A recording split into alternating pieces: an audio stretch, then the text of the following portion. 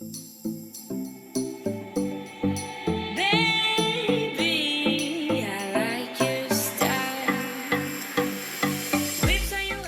pretties, it's Keisha, and as promised, I wanted to bring you guys an updated routine on how I care for my natural hair when I'm wearing sewn-in extensions, which has been a go-to protective style for me and just a great way to give my hair a break. Protective styles can be a perfect way to maximize on the growth and length retention of your natural hair. So whether you're rocking weaves, crochet braids, box braids, whatever your protective style of choice, I hope any of these tips might be helpful for you along your hair journeys as well.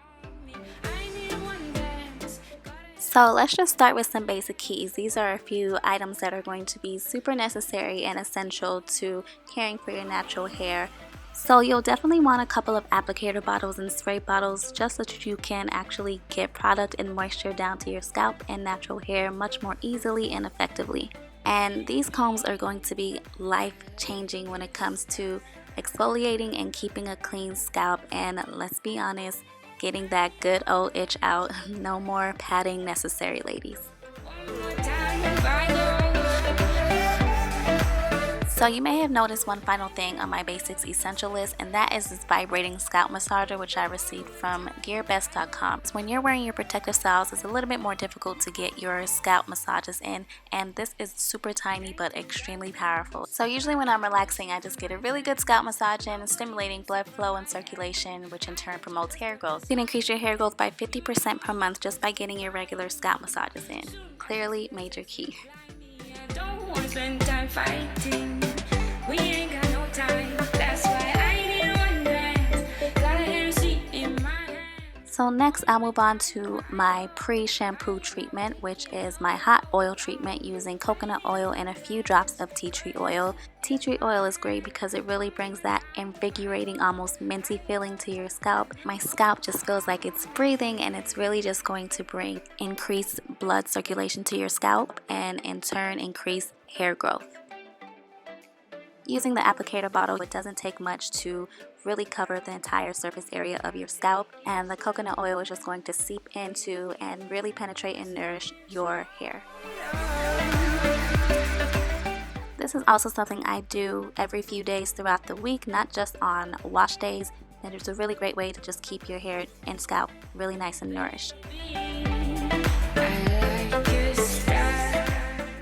So using my thermal deep conditioning cap, I'm just going to throw that on, keeping my hair extensions down so that nothing is really in the way and the heat can just be concentrated right at my scalp, warming up the oil and allowing it to really penetrate and nourish my hair. I actually really love this deep conditioning cap just because it allows you to remain mobile. You don't have to be stuck sitting under a hooded dryer, and just pushing up against my braids, I can feel that the oil has really saturated my braids underneath, and so you're really getting a nice deep treatment with this cap. So moving on to my first cleansing step, I like to do an apple cider vinegar rinse. It's really good at lifting buildup and all of that dirt that might be sitting on your scalp. A dirty scalp can actually hinder hair growth along with other issues like mildew growing underneath your sew-in, so you definitely want to keep a nice clean scalp. So I really just use my fingertips and the net underneath my sew-in to just help me agitate and lift away any of that buildup. Step 2 in cleansing is just filling that now empty applicator bottle with water and about 1 squeeze of shampoo. Now I can squeeze the suds and shampoo through my natural hair and get a much deeper clean.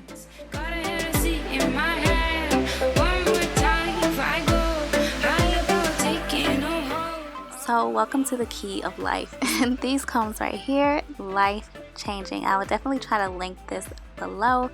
I'm able to really cover the entire surface of my scalp. I can massage, exfoliate, and lift any buildup off my scalp. I can get under my closure. Anywhere I need to reach, I can with these combs. And if you suffer from dry, itchy scalps when it comes to sew-ins, then girl, you're welcome.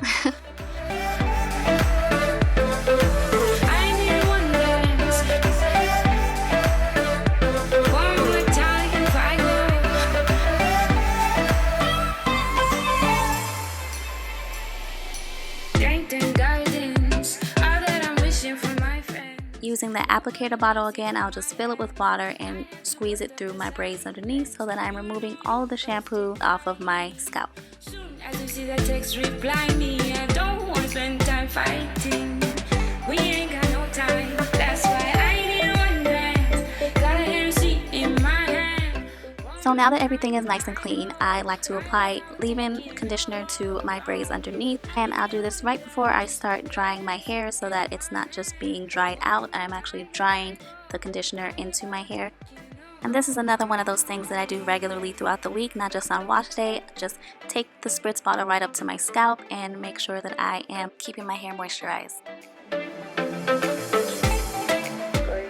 So probably one of the most important steps in wearing sew-ins is making sure that you're getting your braids underneath completely dry. You never want your hair to be sitting wet for an extended amount of time in order to avoid mildew and bacteria growth. So please make sure this is a focus for you in your routine. Instead of being stuck under my hooded dryer, I use this blow drying cap, which I received from GearBest.com. This is one of those items where I just thought was so extra and unnecessary, but the fact that I was able to cut down my drying time by easily 75%, it makes you a believer. It takes me 1 hour to completely dry my hair versus the 2 to 3 hours that it would take me under a hooded dryer. Hands down, this has become a staple. Because it's a drawstring cap, the heat is not allowed to escape. Unlike with hooded dryers, the heat just remains concentrated and focused right where you need it to be. I just set my blow dryer to medium setting and my drying time is cut down dramatically. I will definitely link this below because I think if you wear sew-ins, this is easily a necessity. I like your style. Once my natural hair is dry underneath, I will go ahead and style my leave out as well as the extensions.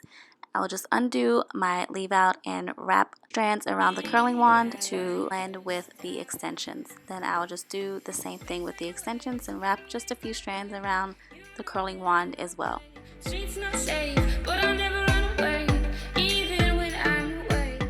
I hope this video was helpful in getting the most out of your protective style, at the very least saving a trip to the salon.